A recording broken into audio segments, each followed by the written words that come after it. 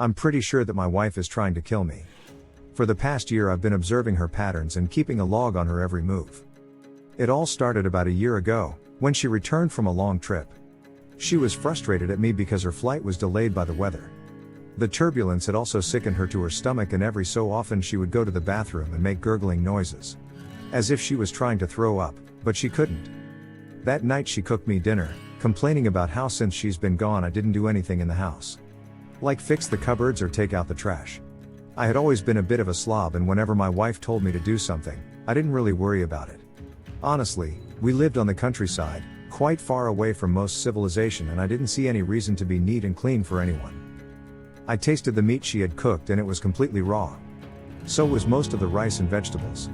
When I asked her about it, she shot me an angry look and said if I didn't like it I should do it myself. This was nothing like the sweet, caring wife I knew. That night when I tried to be intimate with her, she refused, saying she was still sick. In the days that followed, her sickness remained, and I worked on my novel in the attic of our home. I could hear her try to throw up more and more. She also started to get paler. However, that was probably because of the harsh winter that had started and the lack of sun. I asked her to see a doctor soon after and she agreed to go, however she went alone. Upon returning she told me he had prescribed her a group of medicines. They had hard to pronounce names, but I believe some of them were olanzapine, amisulpride, ziprasidone, and quetiapine. A few days after that I asked her for a cup of tea while I continued to write. She brought it to me, but it tasted funny. Taking the first sip, I spit out the sour concoction. I inspected it, and at the bottom of the cup I found a devil's brew of wet and crusted together tablets, as if she was trying to overdose me. Over the months that followed, her tablets continued to come in the mail, but she never took them. Her attempts on my life also grew more bold. Poisonous snakes had entered our home. I tried to catch them, but they always escaped me. When I told her about it, she claimed that there were never any snakes. Upon further research I found that these snakes were not native to our area.